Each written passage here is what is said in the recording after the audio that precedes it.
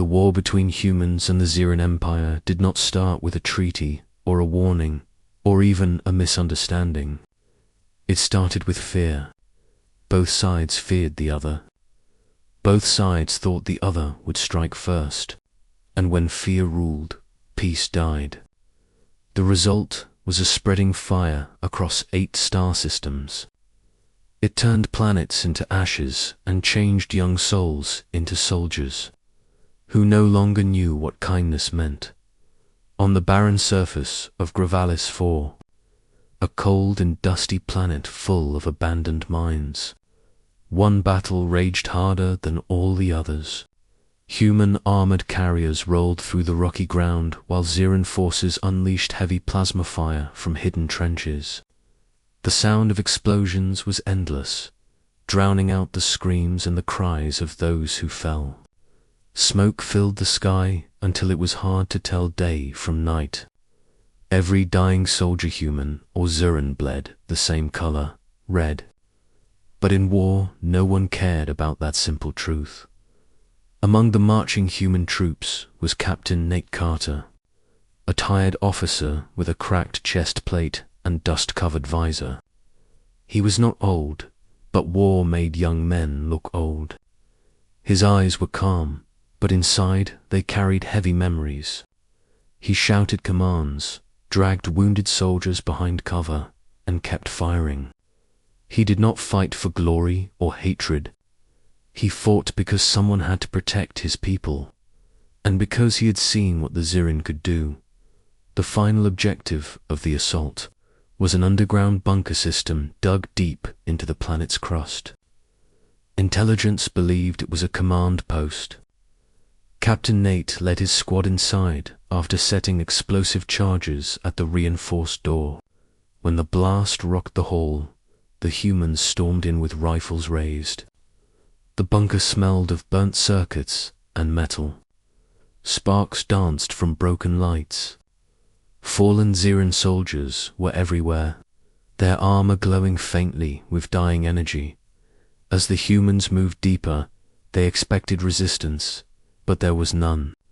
Something felt wrong, like the battle had ended too quietly. In the last chamber, they found the answer. There was a single Zirin alive. She was young. Her armor was elegant and full of shining patterns that did not look like common soldier markings. Her pale purple skin was bruised, her breathing harsh. A shard of metal had pierced her leg armor, pinning her down against a console. She did not reach for a weapon. She simply stared at the human soldiers in cold silence. Around her neck and on her chest were silver crest, marked symbols that every human soldier recognized from mission briefings. Those marks belonged only to the royal bloodline of the Zirin. She was not a soldier. She was Princess Lyra of the Zirin Empire, daughter of the Emperor, sister of the War Prince who commanded fleets. Every rifle lifted higher, fingers ready to fire. Princess Lyra spoke first, and her voice was steady even though her body shook in pain. "Humans," she said with quiet anger, "do what you always do. Finish what you started."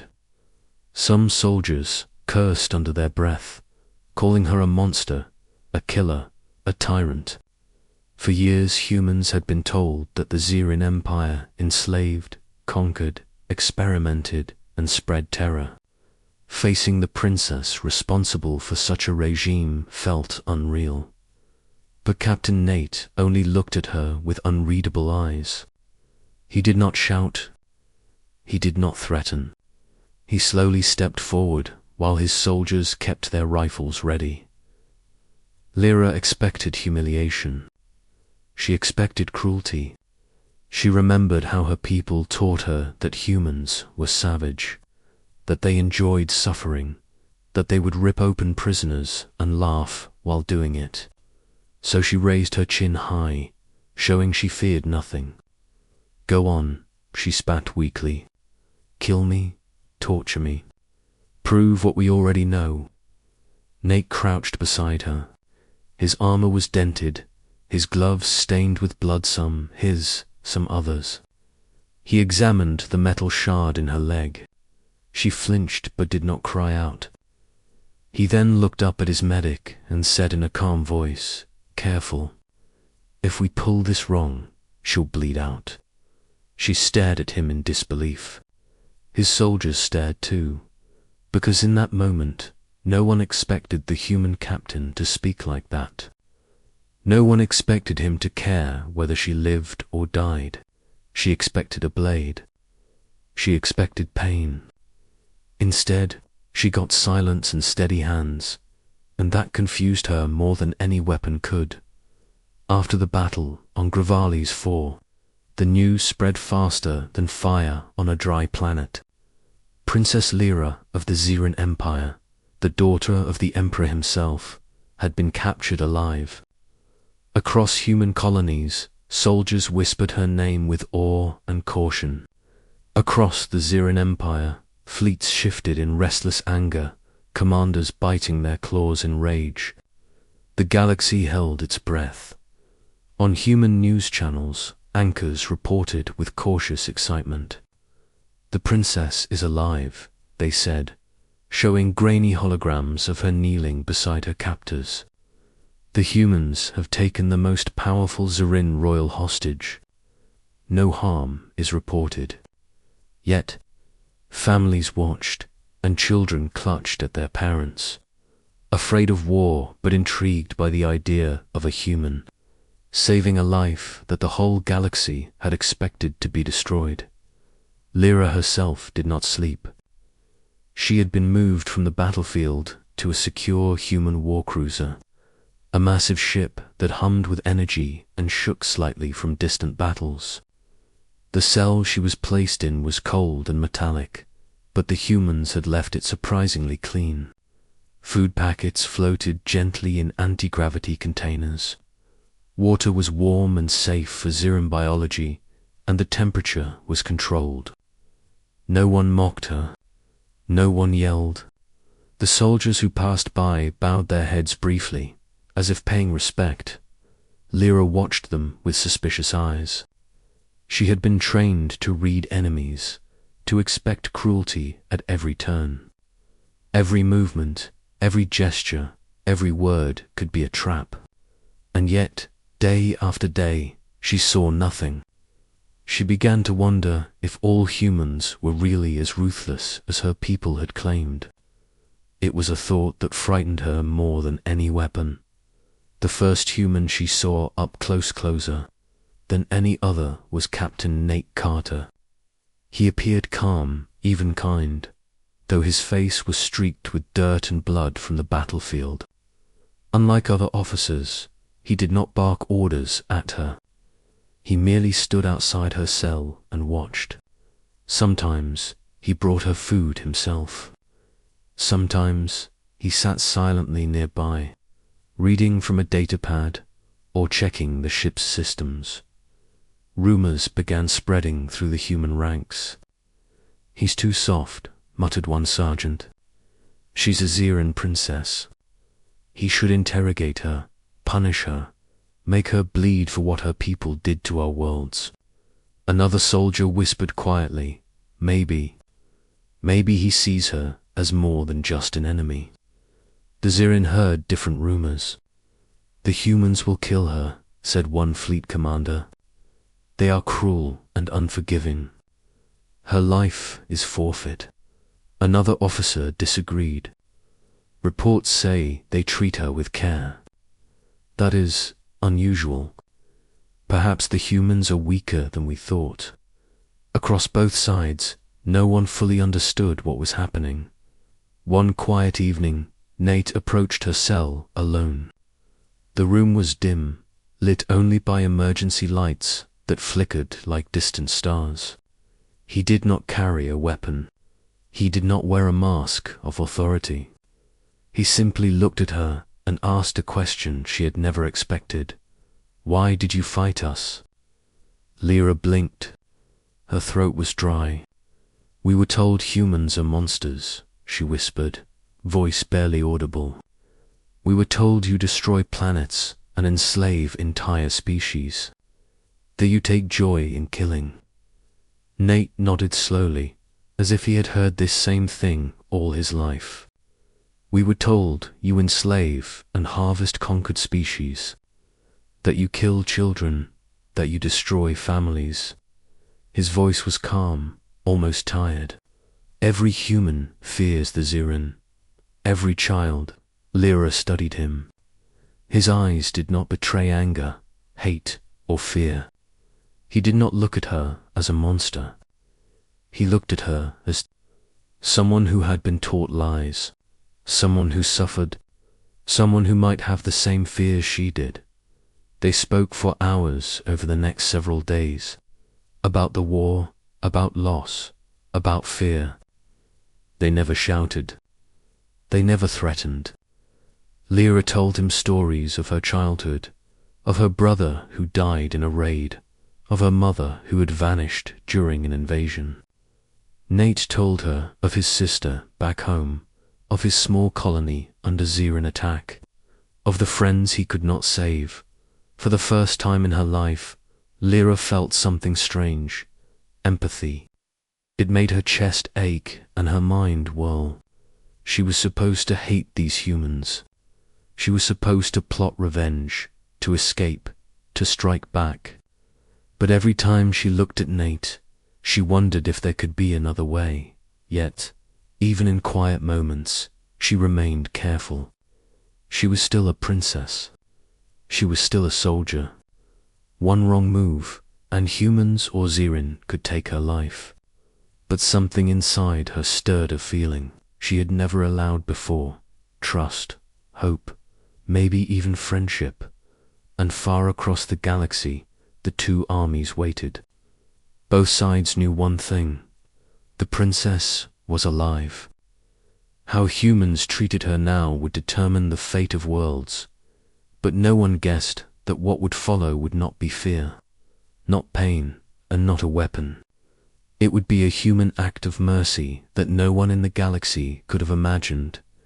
Days on the human war cruiser passed slowly for Princess Lyra.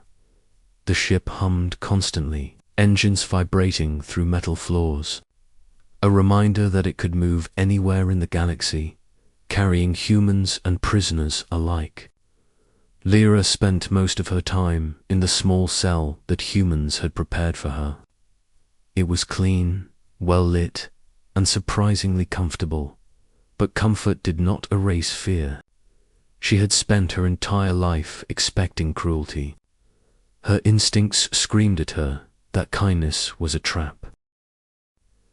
Captain Nate Carter visited her almost every day.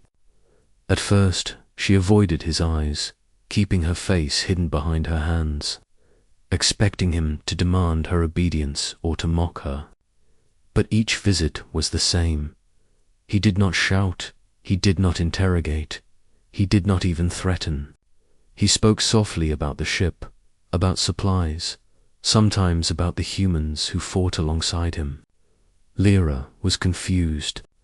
This was not how war worked. A commander never treated the enemy like this. One evening, when the ship's corridors were quiet and the distant hum of engines was the only sound, Nate leaned against the cell door and asked a simple question. Why did your people fight us?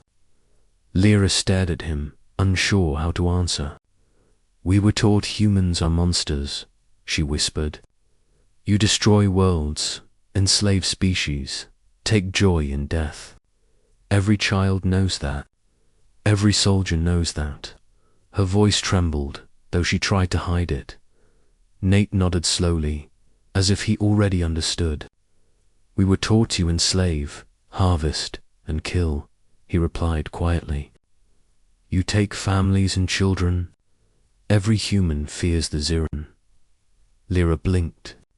He was not angry, not mocking her, not trying to break her.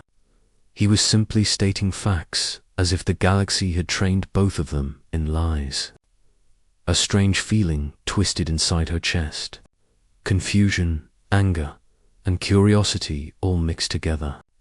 She wanted to turn away, to hide, to scream that this was impossible, and yet she could not.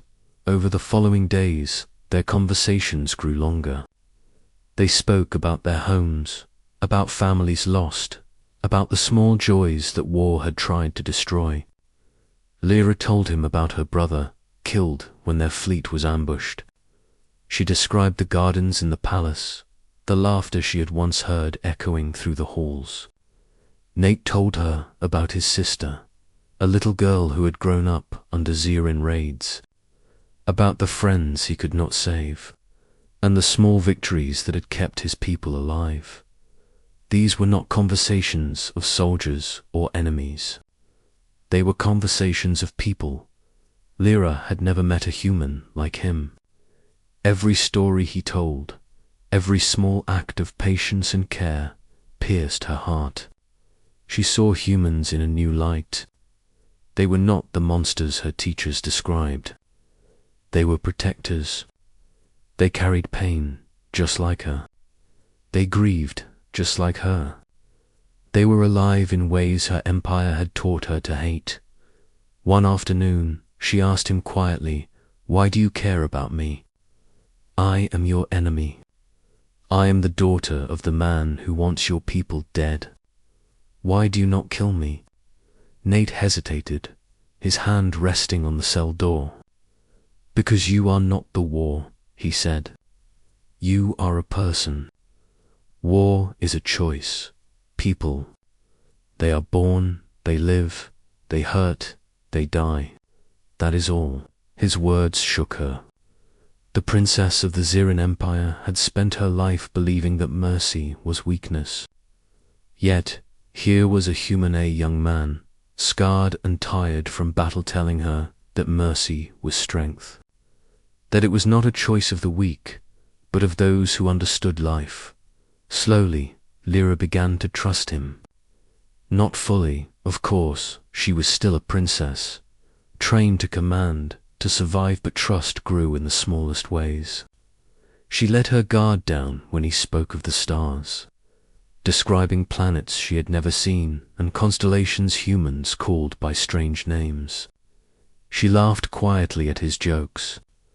She asked him questions about life beyond war, about things that had nothing to do with armies or strategy, and in that quiet connection, something new began to blossom. It was not love, not yet. It was something stronger, understanding, empathy, recognition that even across the boundaries of war, two people could see each other as equals, not as enemies. Yet outside the cruiser, the galaxy still waited. Fleets of Xeran warships lurked in orbit, preparing retaliation. Human colonies watched nervously, unsure whether their captain would survive the decision to spare a royal enemy. And all the while, Lyra felt the weight of her position. One mistake, one sudden act of mistrust, and the fragile connection she had built could shatter. Still, she could not bring herself to leave. She could not bring herself to act like a princess without a heart. And she could not ignore the small kindness of a human who did not see her as a monster in the quiet of her cell. She whispered to herself, "This human, he is different, and if the galaxy cannot see it yet, I will. Somehow I will survive, and I will remember what I see now, because the truth of humanity is here, in him." It was a thought that made her heart ache with hope. Even as the war continued to rage around them, days blurred together aboard the human war cruiser, the constant hum of engines, the distant vibration of battle, and the flickering lights became the rhythm of Princess Lyra's new life. She had grown used to the human way of moving quietly, of treating each other with care even under stress, and she had grown used to Captain Nate Carter, who appeared as often as he could, never commanding her, never threatening her, just observing, just being. Lyra watched him one morning as he moved among the wounded. The medbay was chaotic, full of blood, smoke, and screaming. Yet Nate's calm presence seemed to create a small bubble of order. He lifted soldiers without complaint, whispered reassurances to those too weak to respond, and pressed makeshift bandages to burns and cuts. Not once did he curse or show fear, even as plasma fire from orbit shook the ship. She could not understand it. Zirin warriors were taught that mercy is weakness. If a soldier faltered, they were left to die. If a comrade fell, it was a lesson in strength. But these humans, they cared for each other, and he cared for them all. And somehow he had spared her. Her curiosity turned to a dangerous kind of fascination. One afternoon, she asked quietly, "Why do you care about wounded Zirin?" He looked at her, eyes tired but unwavering. "Because they are people. They bleed the same. They feel pain. War is not their choice either." Lyra blinked. The words struck her like a physical blow. Her hands tightened into fists at her sides. Every cell of her being screamed that this was impossible. The humans were supposed to hate her. Her people had trained her to expect fear, hatred, and revenge. And yet here was one who saw her not as a monster, but as a person. She tried to push the feeling down, but it refused. And when the next alarm blared through the cruiser, it became impossible. The Zirin fleet had launched a sudden strike. Their ships tore through orbit, firing plasma bolts that rocked the human vessel. Explosions shook metal walls, and alarms screamed over fires erupted in the corridors. Smoke filled the halls. Humans screamed, soldiers shouted commands, and chaos consumed the med bay. Princess Lyra froze. This was her moment. She could escape. She could sabotage the ship, steal a shuttle, even kill the humans who had captured her. Every instinct screamed survival. Every training drilled her to seize power in moments like this. But then she heard them screams, not of anger, but of pain. Not soldiers fighting, but humans dying. Something in her chest clenched. The same instinct that told her to survive now forced her to act differently. She ran toward the cries, ignoring the heat of fires and the sharp edges of fallen metal. Her legs, stronger than human, carried her faster than she thought possible in the medbay. She found a young human medic pinned under a heavy beam. He struggled to breathe, his hands bloody and his visor cracked. He looked at her with fear, expecting the end. Lyra did not hesitate. She lifted the beam effortlessly, feeling the weight in her arms but not in her heart. She set him free. His eyes widened, staring at her as if he could not believe a Zirin had saved him. "You saved me," he whispered, voice shaking. She only nodded. There was no time for words. Alarms screamed, fires spread, and the ship shook violently. She did not stop there. She moved through the corridors, pulling injured humans to safety, placing their bodies in emergency pods, doing whatever she could. For the first time in her life, she acted not as a princess, not as a soldier, not as a conqueror. She acted as a human might, helping others because it was the right thing to do.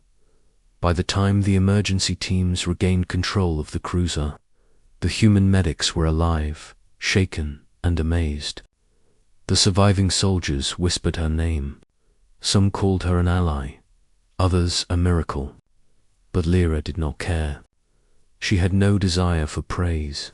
She only felt a strange warmth inside her chest. Captain Nate found her in the final corridor, helping the last injured human into a shelter pod. He looked at her, breathing hard, sweat mixing with soot. He said nothing. He did not scold. He did not question. He simply nodded, And for the first time, Princess Lyra realized something she had never believed possible. Humans were not monsters.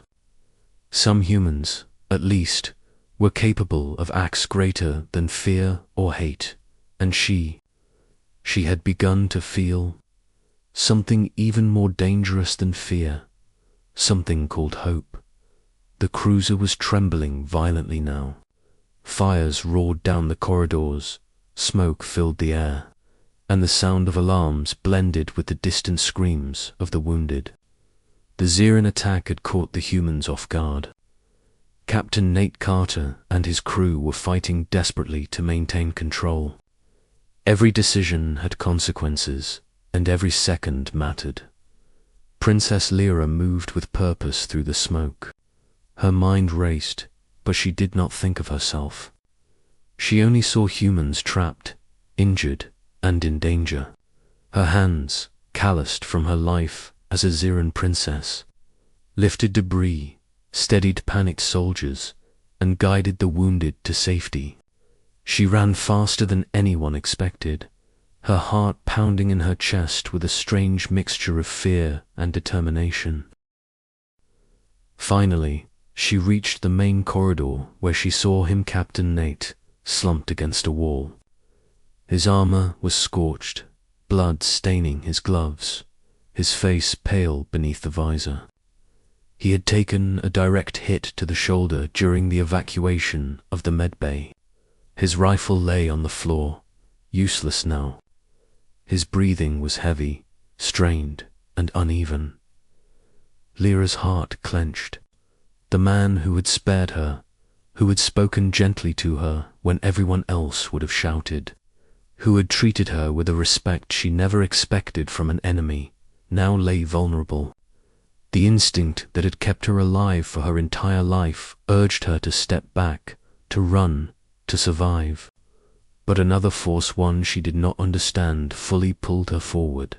She knelt beside him, careful not to touch his wound too roughly. Her hands were trembling. She could see the pain etched on his face, the fear in his eyes as he tried to push her away. "You should leave," he gasped. I don't want you," she whispered, pressing a hand to his shoulder. "You are not leaving me." "Not now." An explosion rocked the corridor, throwing them both to the floor. Lyra closed her eyes, expecting death. The metal walls groaned as a nearby bulkhead began to collapse. She felt the heat of flames licking her armor, smelled the acrid smoke filling the air. And yet, she did not flinch from him. She gritted her teeth and lifted him with all her strength, dragging him toward the nearest emergency shelter pod. Every step was agony. Her muscles burned and her arms ached, but she could not stop. She could not let him die. Not after everything he had done. Not after he had shown her that humans were more than their reputation, more than the war, more than fear. Finally, she reached the pod. She slammed the heavy door closed, securing them inside just as another blast shook the ship. The air inside was thin and hot, but it was safe. Nate slumped against the wall, breathing raggedly, and stared at her with a mixture of shock and confusion. Lyra knelt beside him, pressing a makeshift bandage to his shoulder, her hands sticky with soot and his blood. She looked into his eyes, those strong, human eyes that had looked at her without fear, without hatred, and now filled with pain. "You could have left me," he whispered. "You should have." She shook her head. "No, I could not. You helped others. You saved lives, and I could not let you die." His eyes widened slightly, and for a moment Lyra thought he might speak, but instead he closed his eyes, too weak to continue. She felt a surge of emotion she had never known before: fear, relief, gratitude, and something she could not name. She realized that her whole life she had been trained to survive, to conquer, to fight, but this This was different. This was saving someone because it was right, not because it was necessary. Minutes passed. The ship continued to tremble. Fires raged outside the pod. Lyra pressed herself closer to him, keeping pressure on his wound, whispering calming words she had never used before. The world outside could burn. The war could rage. But inside the pod, for a single moment, two beings, one human. One Zirin were connected by something stronger than fear. Finally, Nate stirred, weak but alive. He opened his eyes and looked at her. "Why?" he asked, voice barely above a whisper. Lyra paused, unsure if she could answer. Then, softly, almost to herself, she said, "Because it is right." And in that moment, something shifted in both of them. Not as soldier and prisoner, not as human and Zirin, but as two beings who had glimpsed the better side of the galaxy, the side that humans often showed in small, impossible ways. Princess Lyra closed her eyes once more. But this time, she was not expecting death. She was holding on to life, for both of them, and for the first time. She believed that hope could exist even in the midst of war. The cruiser shuddered as the last of the Zirin attacks subsided. Fires still burned in the corridors, alarms still wailed, but the humans had regained control. Captain Nate Carter leaned against the wall of the emergency pod, his breathing slow but still labored. Princess Lyra sat beside him, her hands pressed against his wound. Sweat and soot streaked across her face. Silence stretched between them, filled only by the faint hum of the ship's engines. For a long time, neither spoke. Words felt unnecessary. The bond of shared danger, of life saved in the face of death, was stronger than any conversation. Lyra's hands shook slightly, not from fear, but from the realization of what she had done. She had helped a human, not just any human, but one who had been her enemy, the one she had expected to kill her without hesitation. And she had not hesitated. Finally, Nate spoke, his voice rough and weak. "You didn't have to do that." Lyra shook her head. "I did. You helped others. You saved lives, and you saved me." Her voice trembled with a mixture of exhaustion and something she could not name. Gratitude, relief, perhaps even awe. Nate gave a tired smile. "I was not expecting that from a Zirin princess," he said. "Most of your people." He paused, shaking his head. "Never think like that. Never act like that." Lyra looked down at her hands, ashamed and proud at the same time. "I did not act as a princess," she whispered. "I acted as a person, and for the first time I realized, humans are not monsters. Some of you can be better than anyone expects." The words surprised Nate. He studied her face, seeing the conflict, the emotion, the honesty. You really believe that?" he asked softly. "Yes," she said without hesitation, "because you showed me. Not with words, not with speeches, but with actions. You risked your life for people you did not even know. You risked your life for me, and I will never forget it." For a moment, they simply looked at each other, two beings who had been taught to hate one another, yet now found respect, understanding, and perhaps something deeper. It was a connection forged not in comfort or ease, but in fire, blood, and shared danger. Outside, the rest of the cruiser had begun recovery operations. Human soldiers were helping the wounded, assessing damage, and coordinating repairs. Yet inside the pod, time felt slower, quieter, and more sacred. Lyra had never felt this way before. She had never trusted a human. She had never seen hope in the face of war. Over the next hours, Lyra tended to Nate as best as she could. She wrapped his shoulder, helped him drink water, and kept him calm as the adrenaline faded and exhaustion took over. In turn, Nate offered quiet guidance, showing her how to stabilize bandages and keep the pod's environment safe. They were a team now, not by rank, not by law, but by necessity and trust. At one point, Nate laughed softly, a sound so human and unguarded that Lyra almost did not recognize it. "I should have known better than to expect mercy from a princess," he said. "But here you are, saving me." Lyra smiled faintly, the first true smile she had shown in months. "I should have expected you to be stronger," she said. "You risked your life for everyone, not just yourself. That is something new to me. Something I admire." Nate's eyes softened. "You are not like I expected either," he admitted. "Most of your people, they fight, they conquer, they destroy. But you see beyond that. And somehow, you care." The two of them fell into quiet again, the hum of the ship their only companion. Lyra's mind wandered to her home planet, to her family, to the empire she had been raised to serve. And for the first time, she questioned everything. If a human could act with courage, mercy, and honor, perhaps the war did not have to continue. Perhaps her people could learn from this example. Perhaps hope was not gone by the time the ship reached a safer sector. The worst of the battle behind them, Lyra and Nate had formed an unspoken understanding.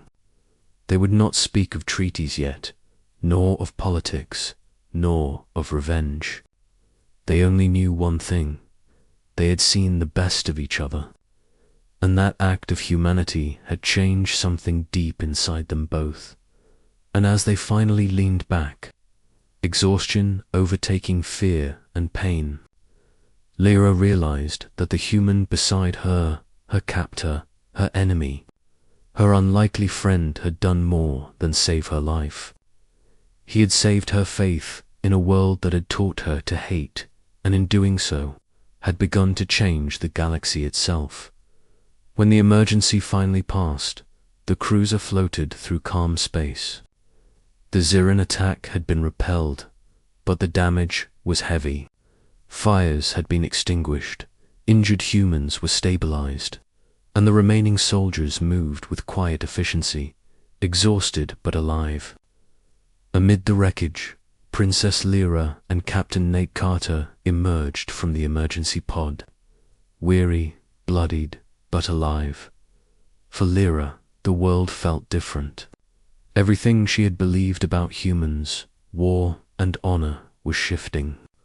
The fear she had carried her entire life, the fear of being hated, tortured, or killed, was gone. What remained was awe. Awe at the humans who had fought with courage, not cruelty. Awe at the man who had risked his life for her, who had seen her as a person rather than an enemy, who had treated her with respect and care when death surrounded them. When she stepped onto the deck to face the crew, she felt their eyes on her. Soldiers whispered. Medics looked in disbelief. The princess of the Ziran Empire, alive and standing beside the human captain who had saved her, smiled faintly. Not a smile of arrogance, but of understanding, of humanity. Later, when communications were restored, the news spread across the galaxy. Broadcasts ran across human colonies and Ziran systems alike. Princess Lyra had survived, not because of weapons or strategy, but because of the courage and mercy of a human. For hours, analysts debated, politicians fumed, and warriors whispered. No one could deny the truth. One human had acted with honor when the galaxy expected only